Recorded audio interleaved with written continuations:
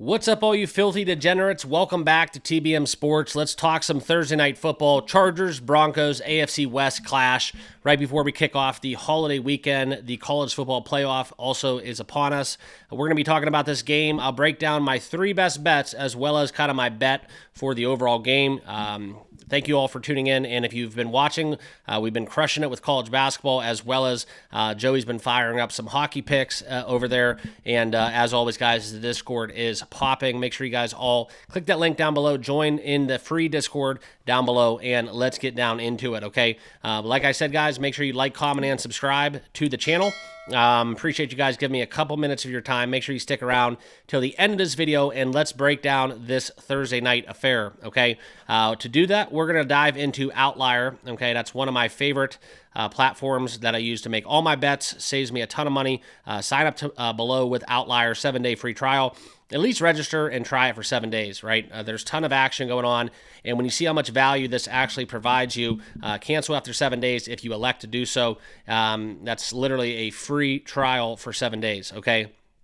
Let's get into it. I do want to pull up Outlier real quickly. We'll show you guys kind of the numbers where we're at currently, and then we'll get into the picks as well as some of the props that I'm going to be breaking down that I do favor, okay? The Chargers right now, 4 out of their last 12 games at home winning. That's not been a good thing for them, only winning 33% of the home games. So the Denver money line is rather enticing at plus 128. A couple things of note. I don't really know how healthy Justin Herbert is. And they've been on kind of a skid, all right? So we'll look into some of their past performances as well in their initial matchup they had a little bit earlier on in the season, a little bit later in this video. Also, the Chargers, this has been an under team, great defense. I do think that some of the receivers that, Justin Herbert, you think, oh my God, Herbert, every single game, he's going to have 300 yards passing. He can run it for about 20 on any given night. But it's not been the case, okay? Jim Harbaugh deploys a little bit different of a offensive philosophy. He has started to cut Herbert loose, as we all are aware, but still, it's a little bit more so on the ground. I know that J.K. Dobbins and all that apparent kind of injury concerns and all that good stuff has kind of hampered them. But it's something where I do favor the under with the Chargers in any game they play, and also Denver. We're going to talk about their defense as well, and why this plays into the narrative that I'm going to be getting into with the game script, okay? Also, the Chargers, 2 out of their last 10, they've won against the spread. ATS against top 10 scoring defenses, not a good proposition. So the Denver side at plus 2.5 is looking rather juicy. I do want to pull this up for you guys. As we look into the public betting, it's pretty much even, okay? There's really no discrepancy except maybe the under in terms of the handle versus the bet splits. That's kind of the side I'm on as well. I'll show you guys how I'm going to be approaching that at the end of this video. All right, but as we look into this matchup, okay, we could see back when they played each other, okay, and this was, I believe, I want to pull up that game. Won't be able to pull it up on your guys' screen, but I'm going to show you guys exactly what I'm talking about. As they played way back when. I think that game was on in October. Yeah, it was a 23-16 loss. So that game, the total was set at 37. The Denver offense wasn't really clicking at that point. Denver was able to win and outlast the Chargers, winning 23-16, as the Chargers were a 3-point underdog in that spot. Or, I'm sorry, Denver was 3-point dogs in that spot, and the Chargers ended up getting the victory 23-16, covering outright and ATS, okay? The total also went over the 37 that was at what it closed at, and today we get a little bit higher of a number, okay? And let's talk about that a little bit more so in its entirety, but I do want to share with you guys kind of where we're at in terms of rankings, okay? We all know the Chargers defense, right? The number one scoring defense, as well as great in the red zone, so it opens up a lot of field goal avenues. I think Will Lutz is the kicker for the Broncos. So maybe go over with his points. Cameron Dicker on the other side, that is one that I'm going to share with you guys. I do have a play in that in terms of props. One of the more automatic best kickers in the NFL. Also, the Chargers defensively, they're top 15, top 25 in pretty much every category. And then if we look on the other side, Denver's not too shabby themselves, right? A little bit better, actually, when we talk about getting to the quarterback as well as kind of what they do, tied with the Chargers in scoring. So if you do kind of want to raise a little flag and get a little paranoid and maybe a little I guess, sound the alarm that this may be a little fishy under, right? We have two tied for the top 10 in scoring defenses, and we do get a total over 40. That's one that's going to raise some eyebrows. So let's talk about that, and I'll show you guys why I'm betting the under. But we're not going to bet it the way that you normally would. We haven't really seen the number drop too much either. The love's been on the Denver side as that spread has went from +3 to 2.5, and the Chargers in terms of the total, 42 down to 41.5. All right. So the first prop we're going to talk about is Cameron Dicker, okay? And this is where we look at home, okay? Look at his numbers at home. He's won well over kicking points, over 7.5 in his last 5 games, 8, 9, 10, 11, respectively. If he gets 3 field goals, we cash. If he gets 2 field goals and 2 touchdowns, we cash.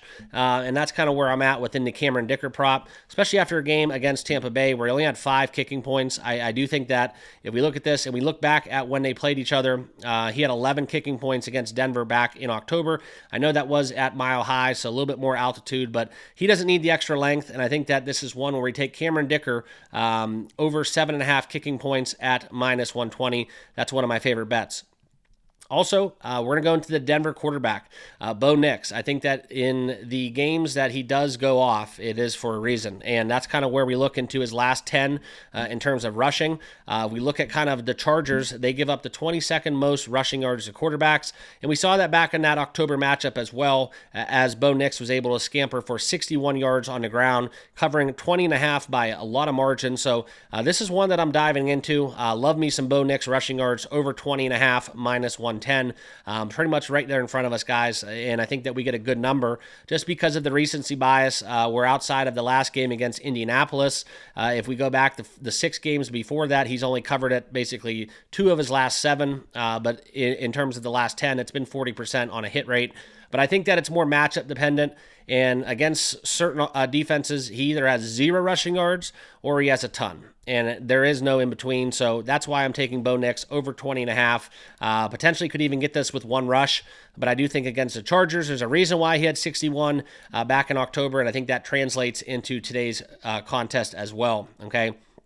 Next, this is going to be one that we're going to have to dive in for. I'm going to have to find this one for you guys, but this is going to be an interesting narrative as we take Vidal, the running back for the Denver Broncos, for the Los Angeles Chargers, kind of filling that void since the injury concerns, okay, as we look into kind of that whole situation where, from a running back standpoint, they're kind of banged up, okay? But I do think Jim Harbaugh has found some confidence within Vidal, and I think that the receiving yards for him may be a little bit too low. I'm going to show you guys why here in this video, okay? So we'll look at him right now. Kamani Vidal receiving yards, okay? It's set there right now at 12.5. I was able to get 11.5 earlier on in the morning.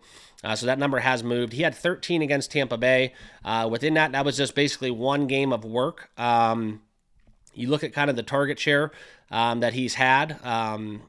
1 target against KC. He had 3 against Tampa Bay with 2 receptions. So they're looking to deploy them against the Denver defense that does give up the 21st most receiving yards allowed and 28th to running back. So a little bit of an edge up. If we look into the game in October, I think this is one where we do have some value, as I do think that the Chargers attack the Denver Broncos out of the backfield. And Kamani Vidal over 11.5. If you want 12.5, sure. I still get on at 12.5. I think this is where you look at the Broncos allowing the basically top 5 and allowing the most receptions to running backs, and that's kind of where I favor the yards. I do think he gets home in both, but I think that all it takes is maybe just 1 screenplay, 1 little swing pass out of the backfield, and he scampers for 10 to 15 yards, and we're in a good position. So go in Kamani Vidal over 11.5. If you want to find the 12.5, great. That's all the same to me. I still like it at 12.5. Okay. Next, that's going to be where we're leading into the final play. Guys, like I tell you, it's not going to be something where if I don't like the game, I probably am not going to bet it. If we're being honest, if this was just a normal part of the 1 o'clock, 4 o'clock slate on a Sunday with a full board of games, I probably wouldn't even be betting it, just to be completely transparent. But in this matchup, I do see some value. And not only do we get the situation with a primetime under, I think that we can go into the narrative where the Denver Broncos are live. They're a live dog, plus 2.5. If you can find a 3 closer to game time, great. But we're not going to need it because we're going to take the same game teaser route like I like to deploy on primetime games. And we're going to take the Denver Broncos up 6 points to 8.5, plus 8.5, as well as the under. Tease it up as we look to take the under 48 in a same game teaser with the Broncos 8.5 and the under 48. And that will be my best bet in terms of how we're going to work that same game teaser. We've been cashing those at an extreme rate, and we'll look to continue that on this Thursday night matchup between the Broncos and Chargers, okay? So just a quick recap. I'll put up the final plays on the screen. If you haven't done so, I get to see the numbers. 88% of the people who watch this video are not subscribed to the channel. It's not a subscription. It's completely free. By clicking that button, it just basically lets YouTube know that you like what I'm talking about. So make sure you guys all hit that like button, hit that subscribe button, and please, let's cash some tickets and have a great night watching. We will have some bowl games as well. I'll try to get a video out talking about my bets. Last night on the Bulls, we went 3 out of 4 picks within the UNLV game and the one that we had within James Madison. So very profitable night, not just within the college football, but also within hockey with Joey D and the college basketball picks that we put out yesterday on the channel. So congrats to all that watch. Like I said, guys, subscribe down below. We'll see you over on the Discord a little bit later on. Have a great rest of your day. Peace.